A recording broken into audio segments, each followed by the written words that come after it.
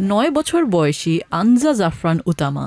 পশ্চিম জাভার বগর শহরের এই শিশুর দিনের বড় একটা সময় কাটে স্মার্টফোনের স্ক্রিনে। রোবলক্স গেম খেলা হোক কিংবা ইউটিউব ভিডিও দেখা হোক, ডিজিটাল জগতই তার বিনোদনের প্রধান উৎস। তবে 28 মার্চ থেকে জাফরানের এই রুটিন বদলে যেতে চলেছে।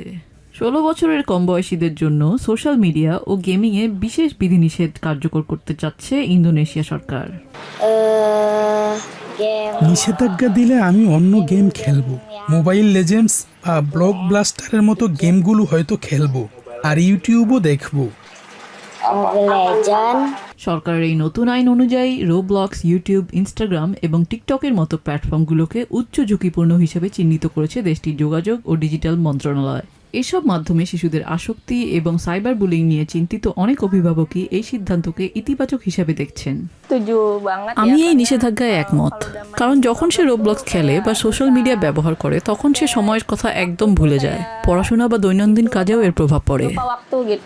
নতুন নিয়ম অনুযায়ী এক্সের মতো প্ল্যাটফর্ম ব্যবহার করতে হলে ইন্দোনেশিয়ায় এখন সর্বনিম্ন বয়স হতে হবে 16 বছর। গেম নির্মাতা প্রতিষ্ঠান রোবলক্সও জানিয়েছে তারা এই আইন মেনে শিশুদের জন্য বিশেষ নিয়ন্ত্রণ ব্যবস্থা চালু করবে।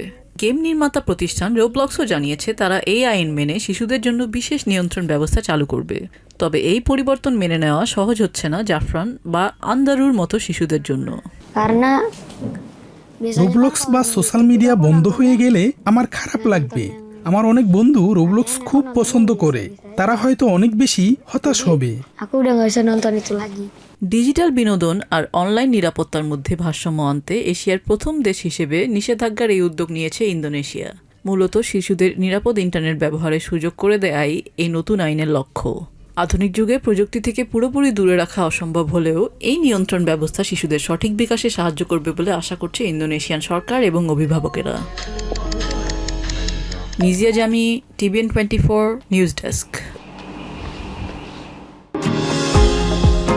নিউ ইয়র্ক থেকে সম্প্রচারিত TVN 24 টেলিভিশন বিশ্বজুড়ে বাঙালির কণ্ঠস্বর।